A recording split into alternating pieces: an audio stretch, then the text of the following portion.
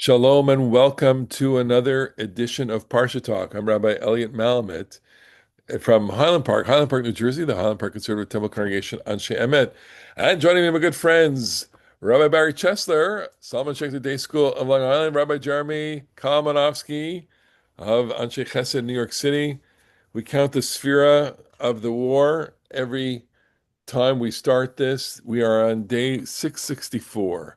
664, which every time we count and add another week, we're just flummoxed by the length of time that A, the hostages have been in captivity, and B, the war has gone on, knowing that it goes on with a lot of despair for people, and people want their sons and daughters home, notwithstanding not only that, but of course the great devastation and destruction that we are now attuned to in a much more deep way than we were before. And look, we are sharing the sentiments of many people within the Jewish people and throughout the world for a cessation to the war and the return of the hostages of Maine on this day, Right. 664. We're starting a new book in Sefer Devarim, and these are many milestones in the year: finishing a book, Bamidbar, starting a book, Dvarim. This is the summer. We have lots of associations with that time. The three of us, of course. Uh, Big shout out to Machane Raman, the Berkshires, where we are broadcasting now, and relating to all of the associations of the summer Torot, summer parshas, and the summer haftarot. And we'll try and talk about both this parsha and the haftarah. We're recording this in the week, of course, before Tisha B'av. This is Shabbat Hazon. Tisha B'av this year falls on Saturday evening. We start the 24 and change, 25-hour fast on Saturday evening throughout Sunday. So it's a special Shabbat on the calendar with a special haftarah that leads into uh, Tisha B'av. But thoughts about Dvarim. Dvarim. Now, we look at this parsha, we look at this book, and it makes us feel something about Moses. Moses is giving a lot of speeches, and he's standing in front of the people, and uh, you know, I, I don't want to say if I had another career, I would be a speechwriter. I write speeches for myself a lot. I, I don't need to write for anybody else. Um, and Moses didn't have a speechwriter. The speeches that he gives go into different directions. Sometimes they are caustic, accusatory, and sometimes they are exalted. And I'm not sure what to make of Moses here. I'm not sure what's on the agenda for him. I'm going to pitch a softball here, a slow pitch, which is what does he have to do in these speeches? And Jeremy, you write speeches too for yourself, so Actually, I just ad lib them. you I ad don't lib. write them. You write the important speeches.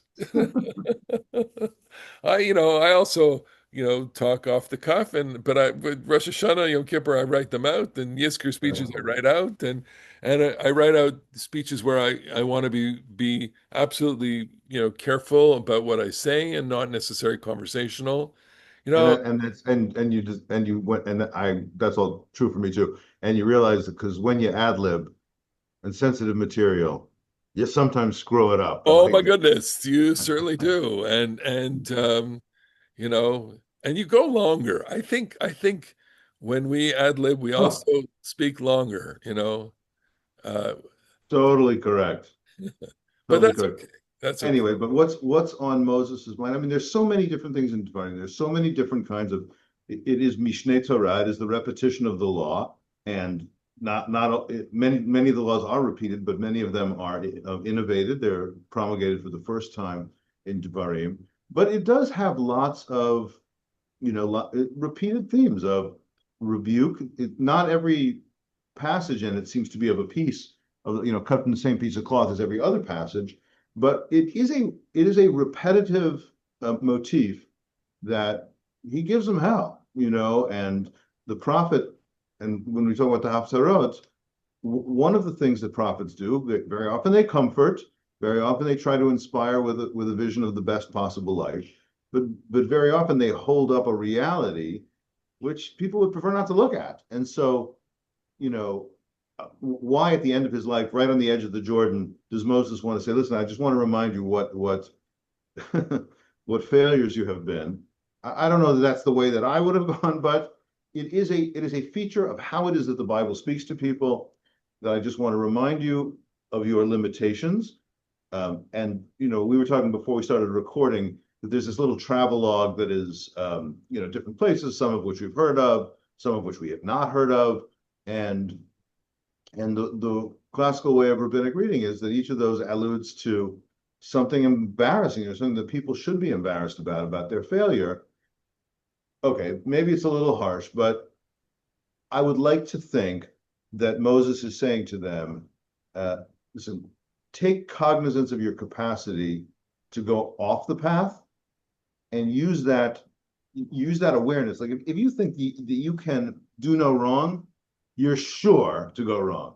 But if you recognize that you have your own capacity to screw things up mightily, you're going to be a little chastened. I think that's the theory, and you're going to use your power more circumspectly. I want to just say that maybe it's we are projecting too much into this. We have a certain idea of what a speech is or what oratory is, and that I think is defined by our particular historical epoch.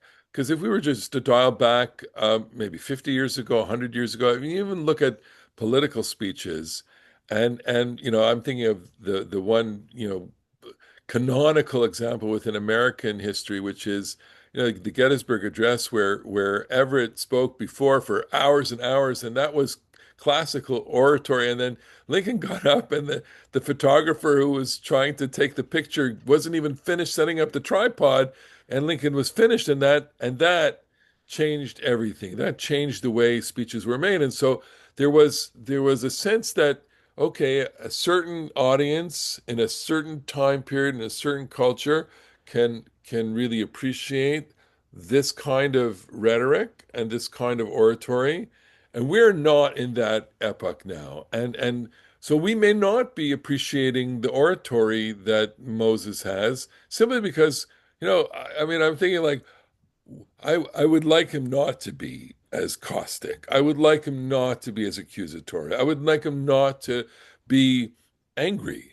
Um, because I want to walk away from that speech feeling uplifted, feeling hope, feeling us, and he does some of that too, but it's comes with a lot of barbs. I don't know, Barry, you want to weigh in on this? Yeah, I'm reminded of a story that our teacher, Rabbi Roth, used to tell about Max Kadushin, who taught at the seminary for many years and wrote three impenetrable books, one of which they gave to us at our opening breakfast because they had so many that could not be sold. And he used to go to Camp Ramah, and he would walk around the camp, according to Rabbi Roth, with this look on his face. It's so clear to me. How come no one else gets it? And that really is the prophetic disposition, because the prophet is in a terrible position because people just don't get it. I remember thinking years ago, and during the second Bush administration, that this probably described the America that we lived in then was probably not unlike the Israel that Amos lived in. Most people thought things were fine. Amos didn't, and he excoriated people. Not clear what effect it had on them, although because it was adapted into the Bible, it had an effect on us. And I think when Moses gets up to speak, what he is addressing is a congregation of complacent people because they have traveled long and hard, and now they're where they need to be to make the next step across the river and into their future. And they are probably thinking, we made it. Things maybe were not as bad as we thought that they were. And from God's perspective, they were as bad as they thought they were, and perhaps even worse. And Moses' job is to convince the people to recognize that without losing hope, in which would prevent them from making the next necessary step. Well, maybe That's he's very well also, said because the a prophet. I mean, this is true about ordinary, communal leadership, societal leadership, political leadership.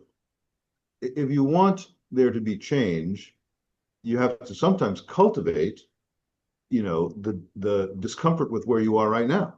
If everyone's totally happy, no change is going to happen.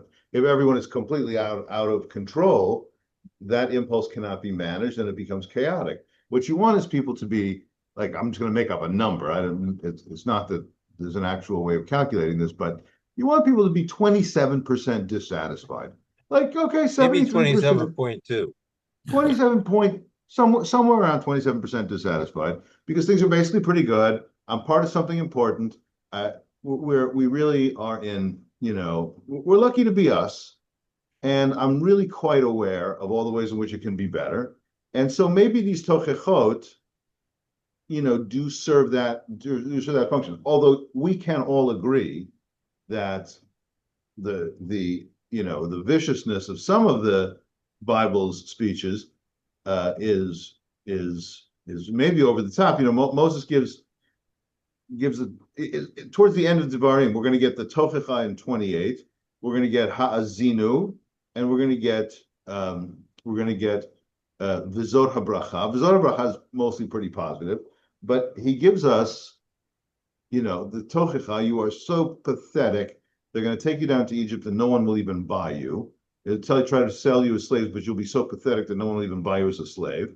You'll eat your children, and you'll starve to death, and then you get Ha'azina, which is also, you are like Amnaval Velo Chacham.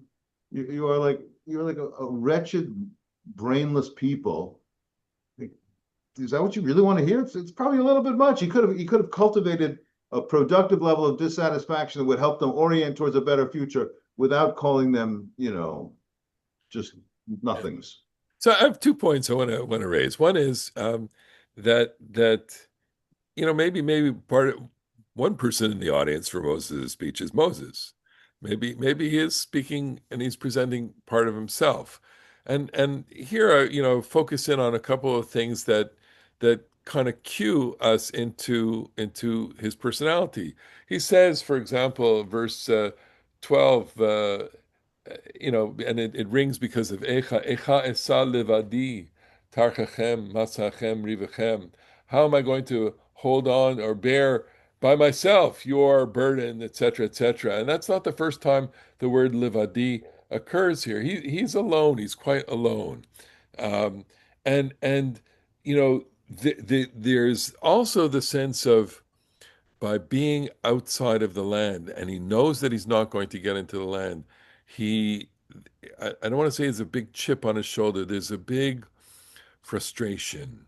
Um, he knows that his end is coming. He knows that he's not going to get there with them. He's upset about that. He will not get to the promised land. Uh, when God first encountered him at the burning bush, there was a presentation of the land. And we may not have that deep appreciation of the geography or the sense of romance with the land simply because we live outside the land. But for Moses, that was real in the sense that it was, until he hit the rock, uh, it was going to be attainable to him. And these two things, I think they appear all the time in these speeches. He's alone. His brother is dead. His sister is dead. Of course, his parents are long gone. He has children. Who knows what? Zipporah, who knows where she is? He's got, we don't know. And the other thing that I want to say about Moses is that there's such tenacity in him. The rabbis pick up on this, certainly by the end, that he just refuses to die. And there's something extraordinary about that. So Moses's audience is himself. Discuss. There is something about Moses that is perhaps a little bit disturbing.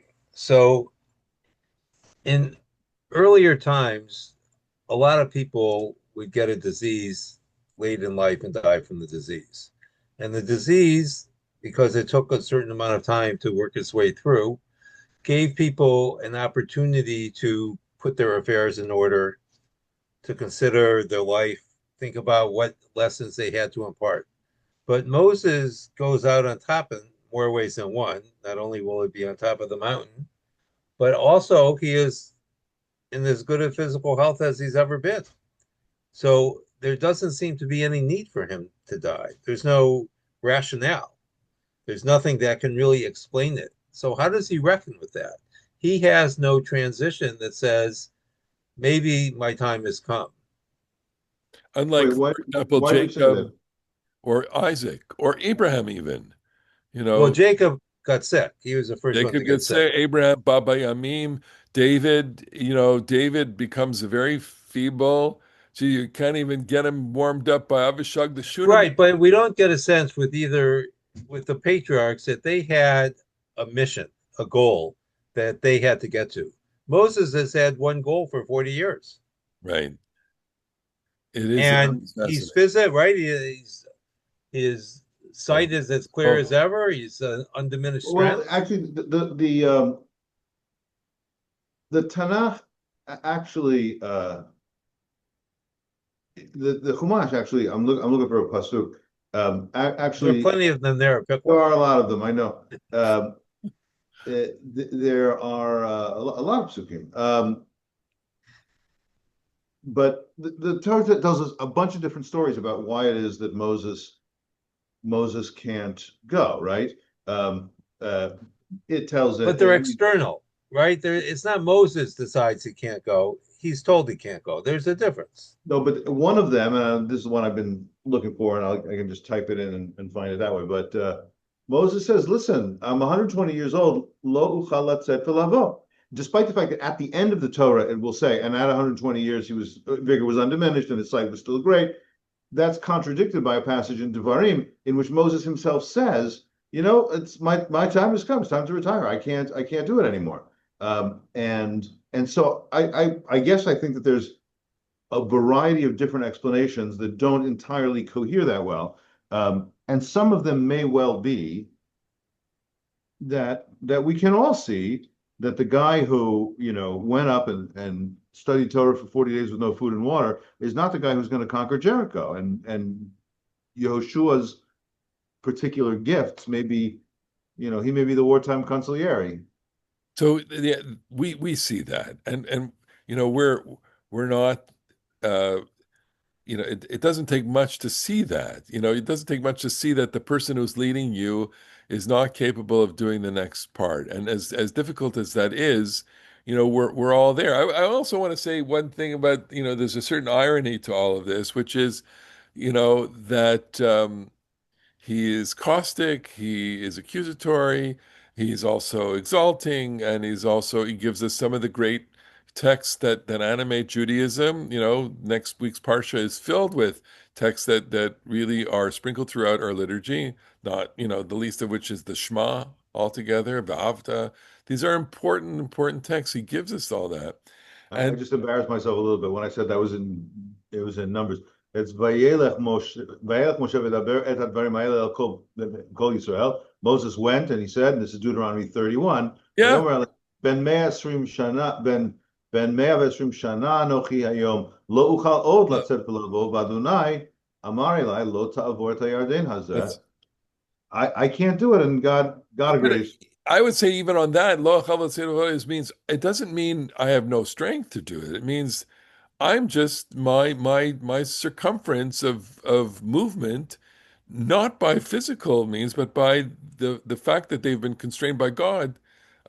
It's not gonna. I'm not allowed to go there. My point is that he says all of these things in such a they're very difficult, but he says them so beautifully. And so that's the irony that I feel, which is that, part of I had this experience last week. I was quoting Jeremiah. Jeremiah was railing at the people, and he was telling us out loud, and I was laughing. I was laughing as I was quoting. I said, "Do you hear the hair stick a shich? You hear how terrible we are? You hear how awful this is? He's really saying this terribly, And so, on the one hand, you take it seriously. On the other hand, you say, "Oh, wow, he really know how to talk." That's that old Holocaust joke, right? Right. The, Rosenbaum is reading Der Stürmer. Why are you reading Der Stürmer? He says, I look in the world, I see we're beset, we're hardened into ghettos, we're starving, we're a mess. I open up Der Stürmer and I discovered that we Jews run everything. Exactly. We control the banks, we control the government. We're much better off than these newspapers.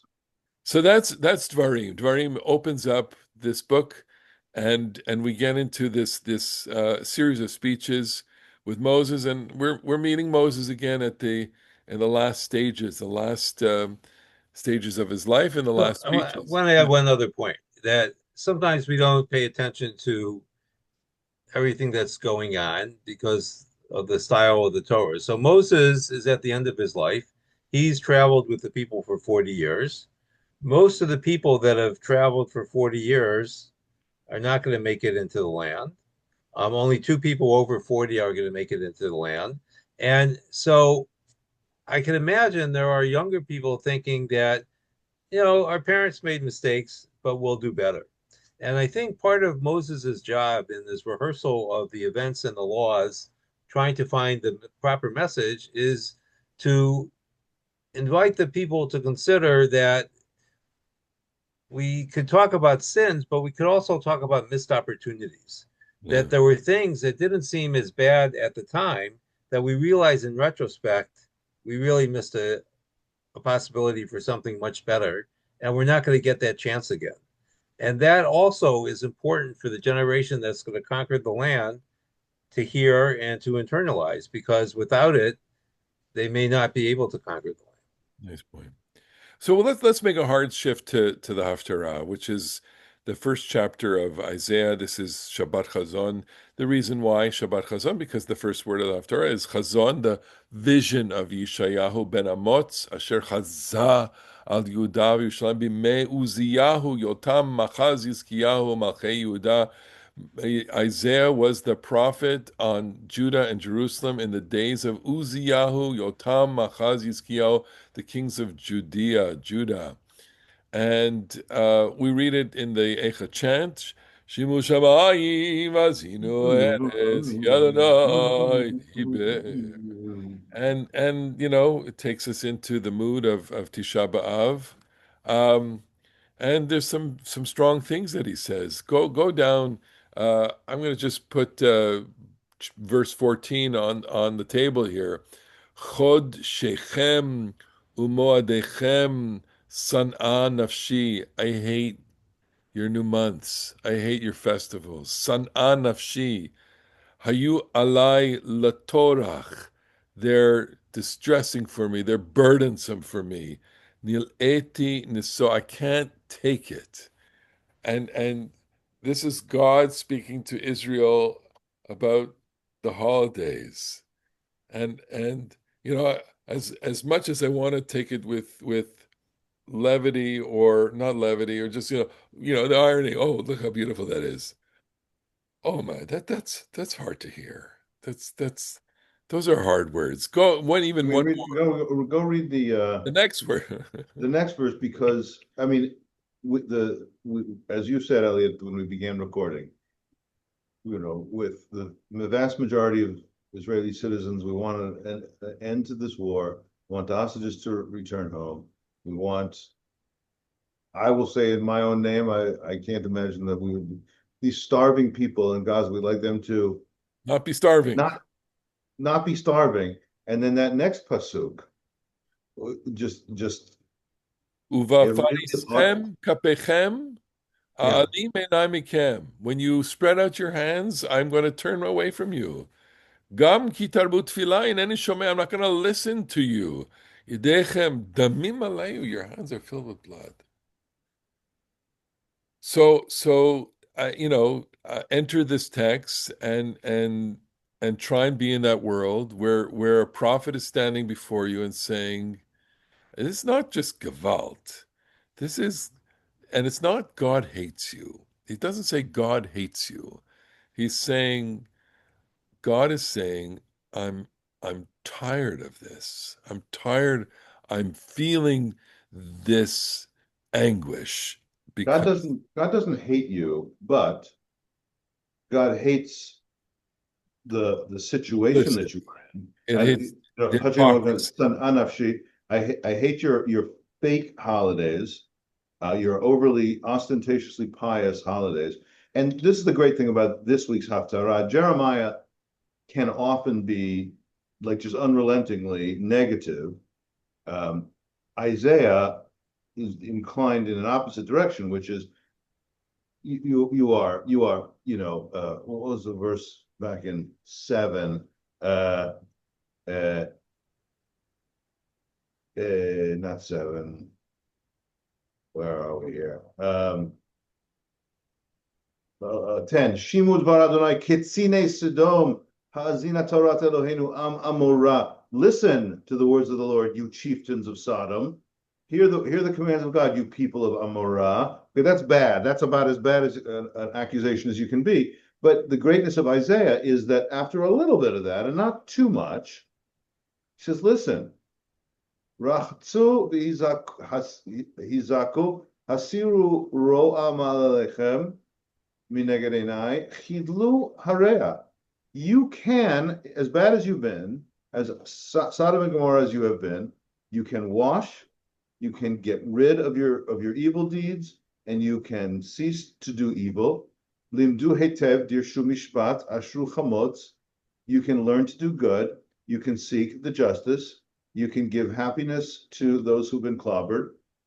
Shiftu yatom v'rivu almana. You can represent the orphan and fight on behalf of the widow. These things you are possible, and though your sins, im yiyu chata'echem keshanim keshelag yalvinu, they are red as crimson, blood image, but they can be white as snow again. Im yadimu ketola katsemer yehu. They may be dyed as red as dyed wool or purple wool, but they can become like fresh fleece again. And so Isaiah's done something amazing, which is to say, listen, I have to be totally honest with you. You suck. You are awful. And you really can be so much better. Well, I think, I mean, and maybe with the last couple of minutes we have some hint of that at the end of the Haftarah. Look at the verse 24 of chapter 1 through uh, verse 27. So 24 to 27. Lachenu Madon Adonai Tzvaot. Thus says God, Abir Yisrael, hero of Israel. Hoy enachem mitzarai. I will be comforted from my anguish. V'nakma me'ovai. I will render judgment on my enemies. Vashiadai alayich v'tzrof kabir sigayich. I'm not going to translate that. Vashiva shoftayich v'yishana. Return your justice as was beginning. Al kain acharei karelach irat tzedek. You will be called the city of justice. Kirya ne'emana, the faithful city. Zion bamishpat tipadeh. Zion will be redeemed with justice. V'shaveh b'tzedakah, and those who dwell in it with righteousness. And so he is saying, look, there's a way here. There's a way forward. The way forward is you got to do the right thing. You have to behave properly. You have to live with righteousness. You have to live with honesty, not hypocrisy, and not with kind of grandstanding piety. You have to be authentic, and it's not a bad message for us. We're always striving for something like that, and if we could fake it, all the better to us. No. On that theme, I'm thinking like Karov Adonai l'chol Karov l'chol sheikru be'emet. It's a verse that I often pause with. Karov, God is close to all who call to God. L'chol sheikru be'emet, all who call to God in truth. Right. So those are two different people. They're the people that call to God and the people that call to God in truth. The people that call to God, I imagine Israelites listening to Isaiah thinking, with the beginning of his message, that we have to make more sacrifices, that obviously we're not serving God as well as we can. And Isaiah, or God through Isaiah, is saying, no, you have to go into the world, not out of it. And you have to work with the community and not remove yourself from it. Yeah. And, the problem from the human level is that community building is messy. There are people we don't like, people we don't get along with, people we don't agree with, but they're all part of our community. And if we want them to accept our space in it, we have to accept their place in it as well. Yeah. This is all about trying to be something. One of the questions coming back from Israel is, it's a question that was asked a lot at the Hartman Institute is who do we want to be? Who do we want to be? Or who do we want to become? It's almost a naive question. Because you think like, what do you mean? Who do we want to become? We are who we are, but it's to say who do we want to be? Who do we want to become? And then using a verse like that and saying, well, maybe you ought to become something like Isaiah said. Isaiah said, Zion b'mishpat tipadeh. I Ah, I love this. I mean, I think that question about who do we want to become, um, is a lot of times we talk about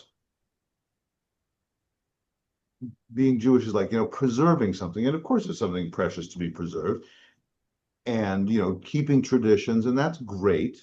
It would be insane to be a religion that didn't have that, especially one with as long and illustrious and beloved history as ours. But if it isn't pointing us towards some sort of refinement or then it's just like pure reactionary. What should you be? You should try and be as much as possible as people who lived hundreds of years ago. that's That's not going to get the job done. But this is it's funny that I will say this because it's neither a prayer that I use or a person that I would ever quote, but there was a great comment about, like we say in our prayer books, conservative prayer books, Baruch Atah Hashem in the morning, Elokeinu melech haolam, Sha'asani Yisrael. You made us Jews. But the classical prayer book, as I'm sure everybody knows, is Shelo Asani Goy, that you did not make me a Gentile. And I much prefer our way, certainly. But somebody once asked the Haredi leader, Rav Shach, especially because the contemporary printed Talmuds say She'asani Yisrael, and they don't say Shelo Asani Goy, but all the medieval manuscripts have Shelo Asani Goy, and it would appear that that a Christian censor made it She'asani Yisrael, which I would say the Christian censor improved it, but that's not important. But somebody asked Rav Shach, why do we say, blessed is God who didn't make me a Gentile instead of somebody who's instead of blessing God who made me a Jew? And Rav Shach said, God's part was to not make you a Gentile. You still have to figure out how to become a Jew. lovely. Ah, what a great comment. And What a comment. we are in the process. It's always in a process. And that concludes our process here of this Parsha and this Haftorah. We want to give a big shout out to our friends at Machane Ramah in the Berkshires. And thank you for posting us on the loudspeakers there and on Kol Ramah 102.3 FM. And I want to be a big thanks to all of the people watching us and listening to us. They're devoted to us. I get their emails, and I'm really, on behalf of my colleagues here, thank you. We really appreciate that. We appreciate that we have taken up an important place in your pre-Shabbat lives. And with that, we look forward to seeing you the next week on Parsha Talk. So everyone, Shabbat Shalom, easy Shabbat fast. shalom. We'll see you next Beautiful week on fast. Parsha Talk. Bye-bye.